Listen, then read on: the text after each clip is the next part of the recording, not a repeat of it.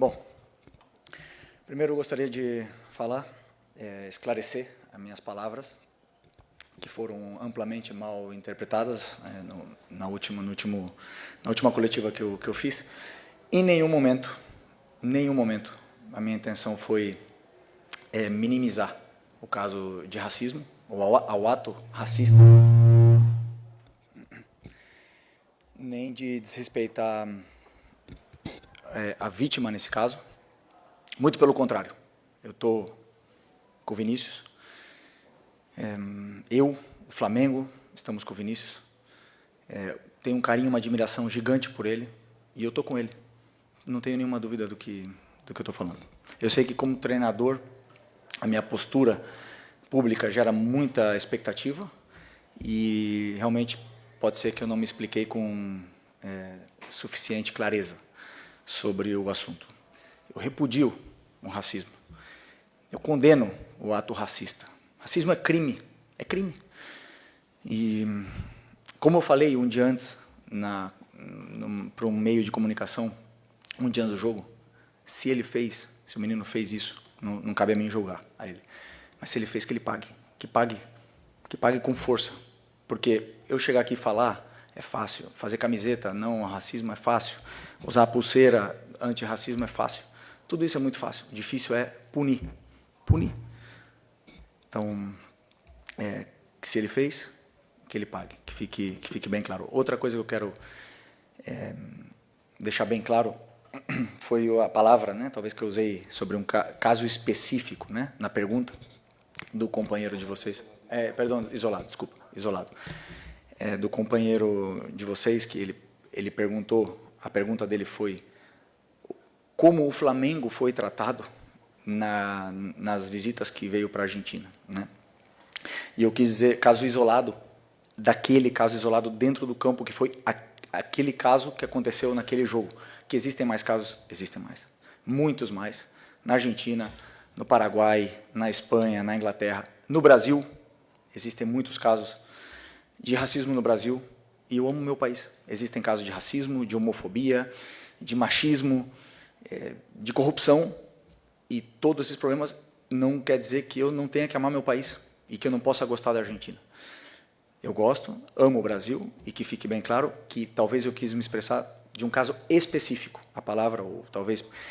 E com isso, porque estou triste e decepcionado com tudo que aconteceu, porque não foi fácil para mim chegar, depois de perder o jogo, e em meu time, com a minha responsabilidade de jogar do jeito que jogou e perder, não é fácil chegar numa coletiva e responder uma pergunta e que tudo seja perfeito. Então, portanto, eu queria deixar isso bem claro para vocês e dizer mais uma vez, estamos com o Vini. Estou com o Vini. O Flamengo apoia todas as causas do Vini, sempre. E queria só esclarecer isso aqui antes de vocês poderem fazer perguntas, porque fiquei bem triste com toda a repercussão que aconteceu. E vocês me conhecem. Vocês, o pessoal que está aqui, me conhecem bem. Mas tudo bem. Eu espero que isso tenha esclarecido o meu pensamento sobre esse caso e bola para frente. Vamos lá.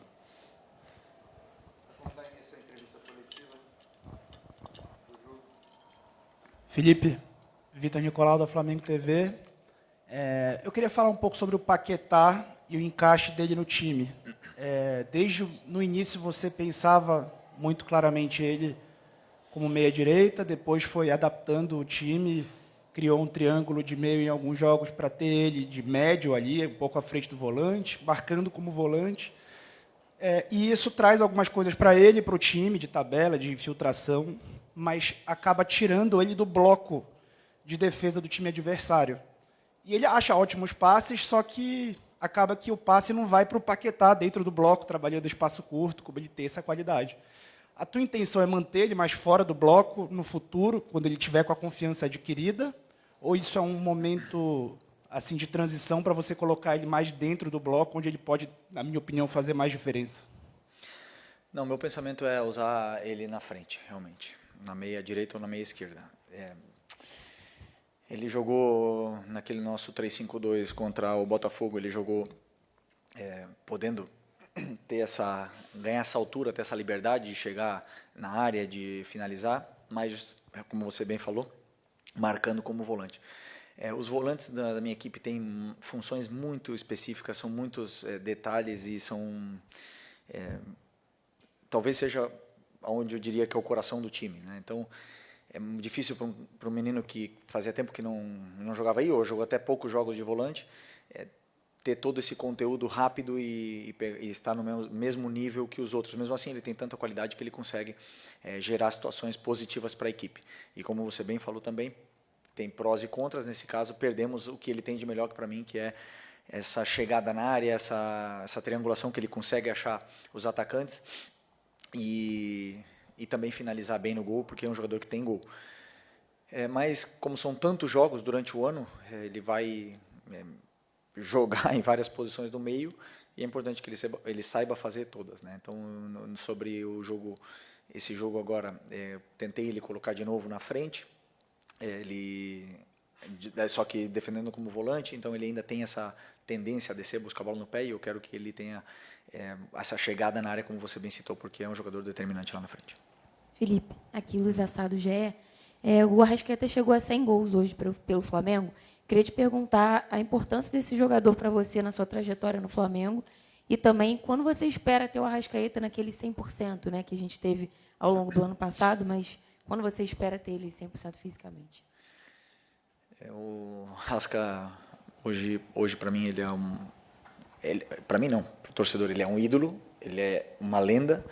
Ele se tornou eterno no Flamengo pela história, pela história que ele fez, pela ambição que ele tem.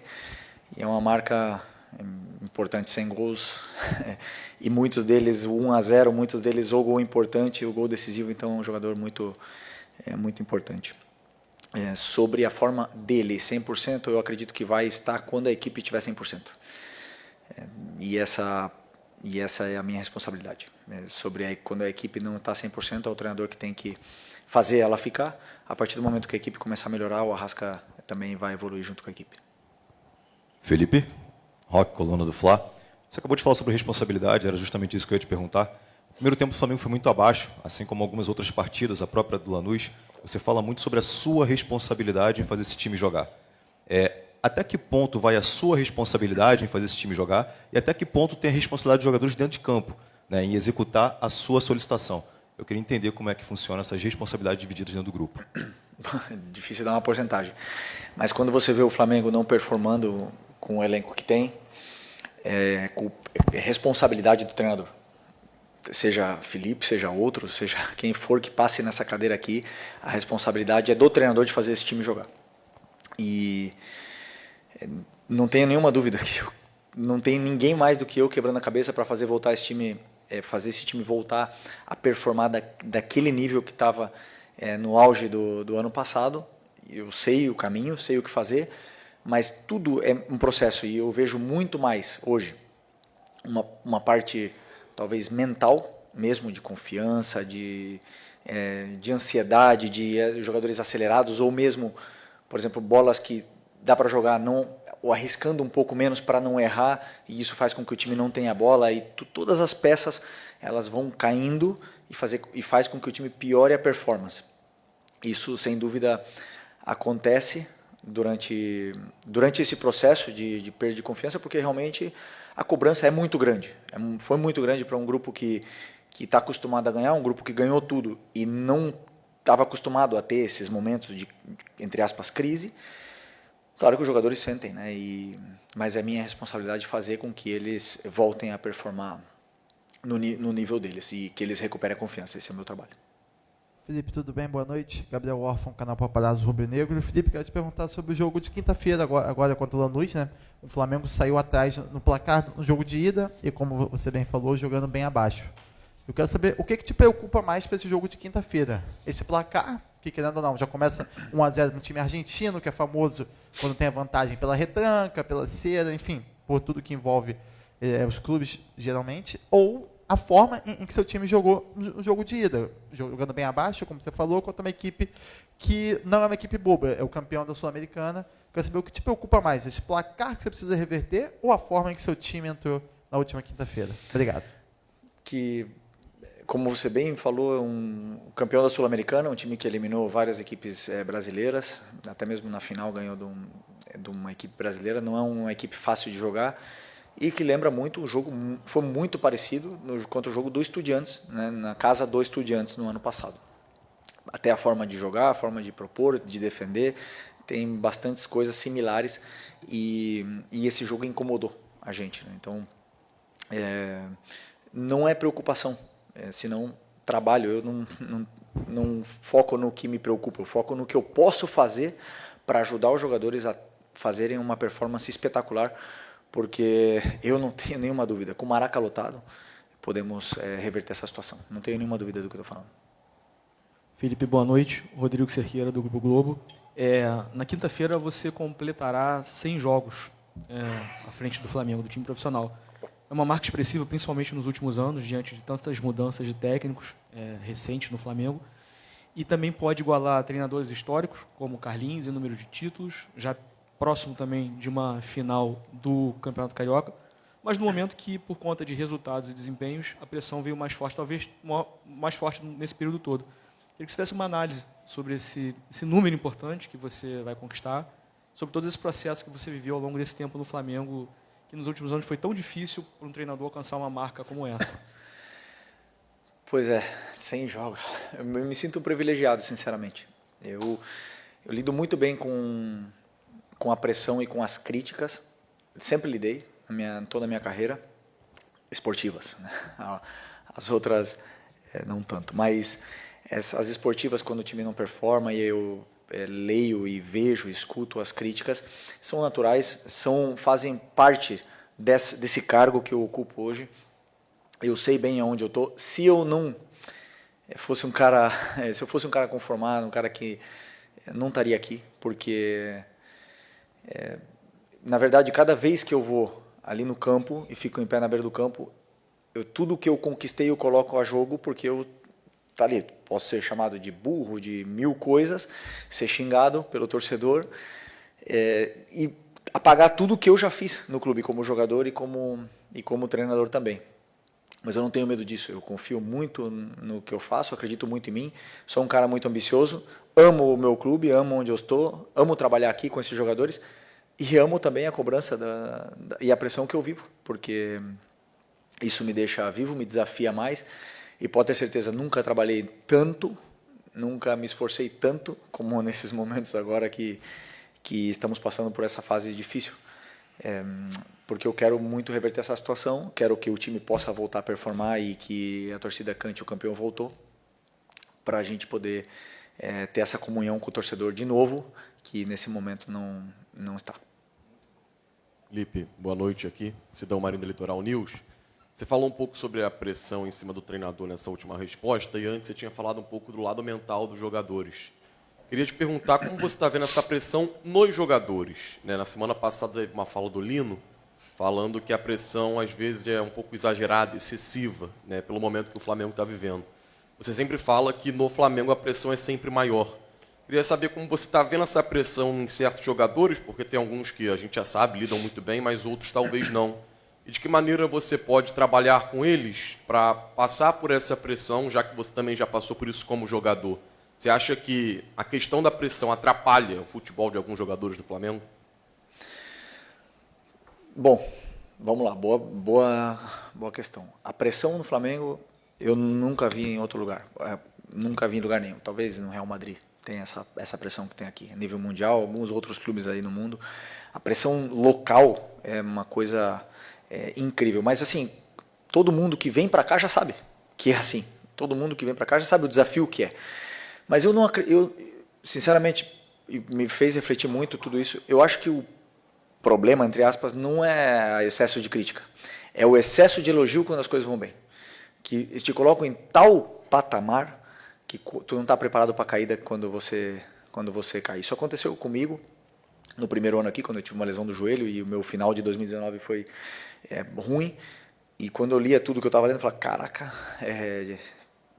esqueci como se joga futebol, não sei mais. E reverti a situação rápido depois, consegui dar a volta por cima, mas eu passei por um momento bem complicado. Todo jogador tem um processo, tem jogadores que conseguem reverter rápido, tem jogadores que não se abalam, tem jogadores que vão se abalar e não vão conseguir sair.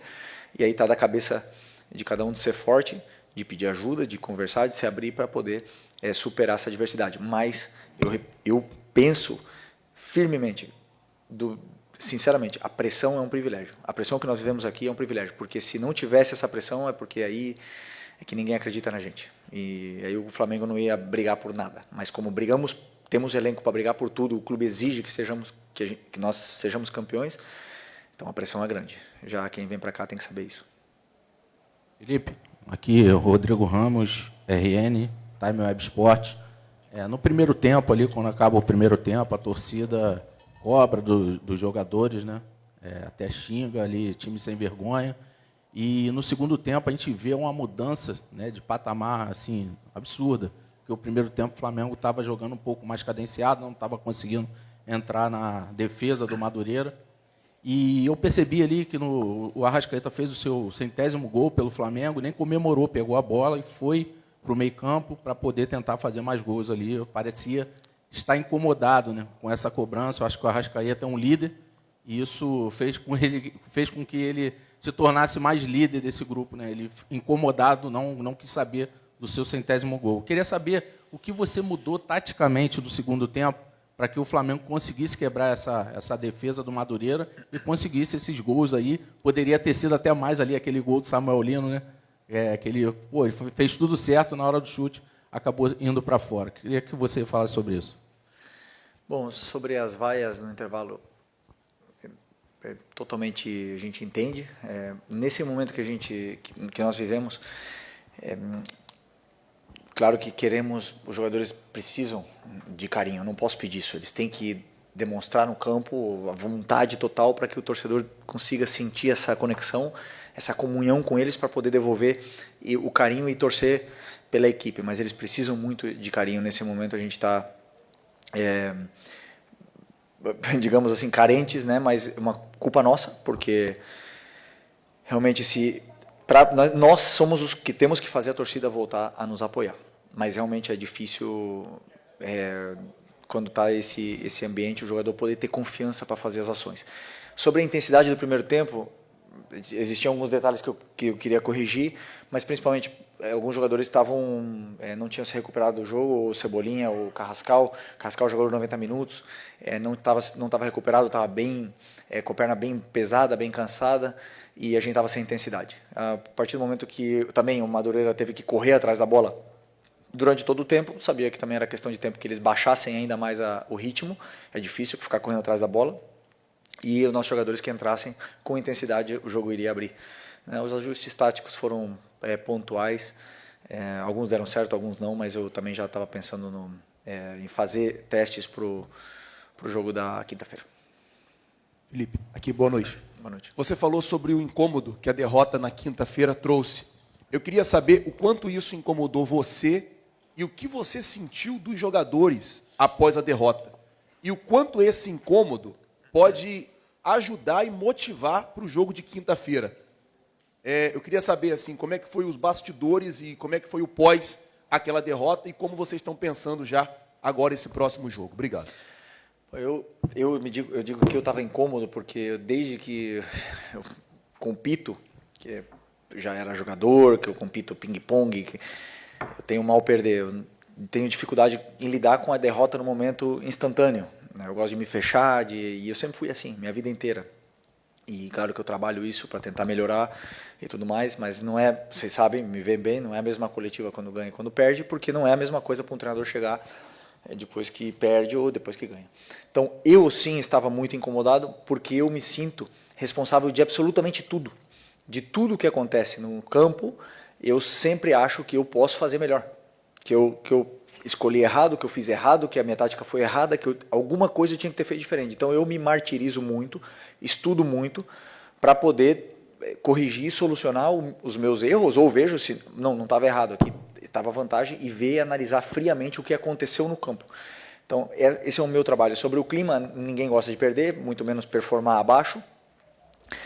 Mas sabemos rapidamente que tínhamos que virar a chave porque é possível reverter. Esse grupo já fez isso e eu acho que precisa disso para voltar a retomar essa nossa confiança, retomar a nossa energia e a comunhão com o torcedor, fazer um grandíssimo jogo na quinta-feira com o apoio do nosso torcedor e reverter essa situação. Felipe, boa noite aqui, Fábio Torres, canal Deco SRN. Felipe, a gente percebe que a parte física do Flamengo ainda está muito longe de ser 100%, né, de estar 100%. Em cima disso, esse pode ser um fator determinante para você escalar a equipe na quinta-feira, já que vai ser um jogo de muita intensidade, porque o adversário vai impor isso ao Flamengo. E hoje você falou também que pensou e fez alguns testes, né, para o jogo de quinta. Não poderia entrar, de repente, com uma equipe mais próxima da que vai ser titular, para dar um pouco mais de jogo para essa equipe que está precisando?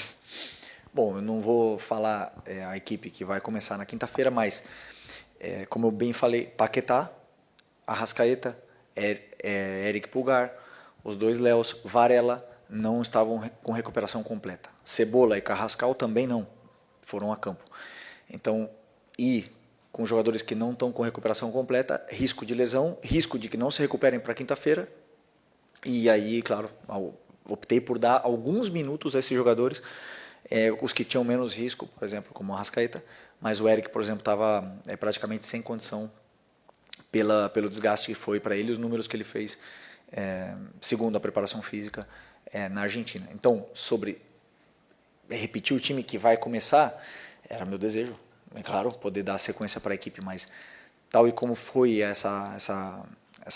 esse começo de temporada, eu preciso fazer com que eles cheguem quinta-feira o mais frescos, mais em forma possível para poder aguentar os 90 minutos e performar da forma que eu espero. Felipe, boa noite. A vitória de hoje, ela serviu também para interromper uma incômoda sequência de jogos com gols sofridos. O Flamengo havia sofrido um número elevado de gols se comparado, por exemplo, com a média do ano passado, e você sempre falou que o sistema defensivo não são apenas os defensores, é o time inteiro. E você também costuma dizer que o campo fala, que o campo tem dito a você no sentido de jogadores que talvez estejam pedindo passagem na equipe titular e já merecendo, inclusive, uma vaga na equipe considerada ideal para você. Foi bom esse dado de não ter tomado gol. Eu odeio tomar gol. Os jogadores sabem o quanto eu insisto para que a gente tenha uma fase defensiva perfeita, o quanto eu peço esforço para os atacantes correrem para facilitar o trabalho da defesa, o quanto eu peço de detalhe tático, de detalhe micro mesmo na nossa fase defensiva, para fecharem os espaços e tamparem as linhas de passe para que a bola não chegue limpa para os atacantes adversários. E uma sequência de gols sofridos nos últimos jogos me incomoda bastante. Mas eu não olho só os gols sofridos, eu olho as chances, às vezes que eles chegaram na nossa área, no nosso gol, e como foram as chances, para poder corrigir, né? Então, hoje mesmo que a gente não tomou gol, existiram algumas vezes que eles chegaram também na nossa área. Esses detalhes eu quero corrigir, eu preciso corrigir. A gente precisa evoluir nesse quesito, porque às vezes estão entrando muito passes por dentro que facilita muito os atacantes do adversário. Muitas vezes hoje os atacantes do Madureira receberam essa bola em condições favoráveis. Então eu preciso corrigir isso, eu me esforço muito. E sobre a concorrência, eu sempre coloco os jogadores que eu acho que são os melhores para vencer o jogo. Independente do nome, da idade ou do quanto ganho, eu sempre quero e escolho os que eu acredito que são os melhores para poder ganhar. Oi, Felipe aqui, tudo bem? David Sharp, do Antenados na Jogada.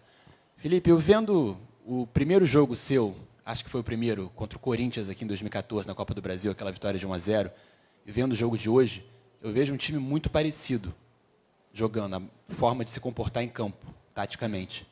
E isso leva muita gente a falar, o Felipe é monotático. Tem muito essa expressão usada sobre você. Isso pode, teoricamente, facilitar para os adversários que vão mapear, já sabem como marcar e tudo mais. Queria que você dissesse, você que fala que sim, varia sistemas táticos, varia a forma do time jogar. O que você pode dizer para quem pensa dessa forma? As variações que você faz são suficientes para o elenco que o Flamengo consegue proporcionar pela qualidade, pela quantidade de jogadores de qualidade que tem? Bom, eu respondi essa pergunta no outro dia para um companheiro, mas não tenho problema nenhum em repetir. Se você olha o Paris Saint-Germain jogar, joga igual. O ano inteiro, desde o ano passado. Bayern de Munique jogar, mesma forma o ano inteiro, porque o elenco está desenhado de uma forma, eu não digo que jogam igual, da mesma forma, exatamente igual, eu falo que joga com a mesma estrutura de jogo quase sempre. Se você olha o Paris Saint-Germain, até isso meio que eu não consigo. Desculpa. Desculpa. Essa música aí podia... Acabou? Era tudo? Não entendi, não entendi. Bom, a maioria dos grandes clubes da Europa, se você olhar, eles jogam praticamente... O Bayern de Munique joga exatamente igual jogava quando nós jogamos contra eles no Mundial de Clubes. Nós treinadores, fazemos ajustes táticos em função das nossas peças e, repito, eu tenho 5 volantes no elenco. Se contar o Paquetá, 6. Eu tenho um ponta direita, que é o Luiz Araújo, de ofício, né, o Plata que pode jogar aí, 2 pontas esquerdas, tenho um atacante, ou 3, contando com o Bruno, um atacante. Eu tenho que montar a estrutura da equipe segundo as peças que eu tenho. 2 laterais direitos, 2 laterais esquerdos. Se eu tivesse 6 zagueiros, eu talvez optaria a falar, poxa, jogar com 3 zagueiros. Ou, por exemplo, se eu tivesse um perfil Busquets, mas tivesse os outros interiores ali, estilo Paquetá, eu jogaria no 4-3-3 com falta o ponta direita. Então eu adapto a equipe sempre para tentar tirar o melhor dos meus jogadores com a estrutura que eu dou para a equipe. Dito isso, se você olha, nós jogamos num 4-2-3-1. Ok, partimos desse 4-2-3-1. Dentro desse sistema, dentro da própria equipe, nós nos transformamos, como hoje, em 3-5-2, em vários momentos do jogo, em 3-4-3, com um lateral baixo. Nos transformamos, os jogadores trocam de posições. Não trocam de posições aleatoriamente, trocam de posições porque a gente estuda e passa para eles o que a gente acha que pode causar confusão e confundir o adversário. Tem que explicar isso, mas é isso. Se eu tiver um elenco onde eu tiver meus melhores jogadores, são o ponta de esquerda e o ponta direita, pode ter certeza que eles vão jogar abertos na ponta. Eu vou adaptar sempre minha estrutura de jogo segundo os jogadores que eu tenho para potencializar o melhor jogador. Lembrando, o melhor jogador do Flamengo, ano passado, Arrascaeta. Então, o time sempre tem que estar para potencializar os melhores jogadores e a gente tenta fazer isso sempre. O Felipe, Igor Siqueira do Walker, boa noite. Um pouco ainda nessa questão, sobre a questão tática, né? Você, quando está trabalhando incansavelmente, como você mencionou, para trazer o Flamengo de volta ao estágio máximo que você entende que deva estar, você quer trazer o Flamengo de volta aos melhores momentos de 2025 ou quer trazer uma versão nova dentro dessas outras ideias, um Flamengo novo 2026? E, para fechar, voltar ao assunto que se abriu a coletiva aqui com o seu pronunciamento, eu queria entender como é que você elaborou esse tema sobre o Vinícius nos últimos dias, enfim, conversou com alguns jogadores, tem muitos jogadores que se manifestaram já em prol dele, a favor, né, defendendo o Vinícius, o Paquetá muito próximo dele, o Danilo falou que pessoas de etnia branca, caucasiana, deviam escutar mais quem é vítima de racismo e tal. Como é que você elaborou? Como é que foram esses últimos seus dias que você foi tão massacrado por conta das declarações lá na Argentina? Sobre a questão tática, o nosso time não é igual ao de 2025, já não é igual, porque simplesmente perdemos algumas peças daquela equipe que eram pilares dentro daquela equipe que começou 2025 e eu tive que ir readaptando esse sistema para adaptar as características dos jogadores. Se você vê as características dos jogadores que estavam e agora, então com a chegada do Paquetá também eu tenho que adaptar equipes para tentar tirar a melhor versão desses 2 jogadores que estão ali. Então esse é o meu quebra-cabeça, sempre tentar fazer com que os jogadores joguem na sua posição, que eles cumpram a função que eu peço para eles e que eles se sintam confortáveis e confiantes dentro do campo, mas principalmente que saibam o que tem que fazer e que cada companheiro vai fazer. Mas o futebol é se reinventar a cada dia. Eu estou constantemente estudando para aprender coisas novas e tentar criar variações novas. E eu acredito que a maioria dos treinadores também faz essa mesma coisa. Sobre o que aconteceu... Desculpa, não. Nós chegamos de viagem 9 da manhã, mais ou menos, sem dormir. Até o trânsito que tinha até chegar em casa foi 2 horas de trânsito. Cheguei em casa, dormi, acordei à tarde e vi tudo o que estava acontecendo. Falei com o Paiva, escrevi uma nota, mas obviamente que é melhor falar. Eu não gosto de gravar vídeo em rede social, não gosto de... Sei que teria essa oportunidade. Vi o que estava acontecendo, o Danilo me ligou para explicar a situação, o que aconteceu. Falei com os jogadores, falei com os capitães, falei com os jogadores, expliquei tudo exatamente o que aconteceu, o que eu expliquei para vocês. Eu não tenho problema nenhum em explicar o que aconteceu. E foi muito claro como eu sempre trato as questões com os meus jogadores de forma muito clara e aberta com eles, sabem que tem a minha porta aberta, mas sobre qualquer assunto, qualquer problema sobre esse assunto, eles estão livres também para poder responder as respostas que quiserem para vocês, e com a minha autorização de que vocês perguntem para eles o que vocês quiserem também, porque é um tema que está totalmente aberto e na qual eu apoio o Vini, lembrando uma vez mais. Aqui, boa noite, Gilmar Machado, Opinião Play. Um dos jogadores que a torcida mais cobra presença no time titular é o Luiz Araújo. Você falou que fez alguns testes, é um jogador que sempre que entra parece entregar muito para a equipe. Eu queria saber de você se esse jogador, nesses testes, também está cotado para entrar no jogo importante diante do Lanús. O Luiz Araújo foi titular na Argentina. E é um jogador muito importante para mim. Já foi, ano passado fez mais de 10 gols e mais de 10 assistências.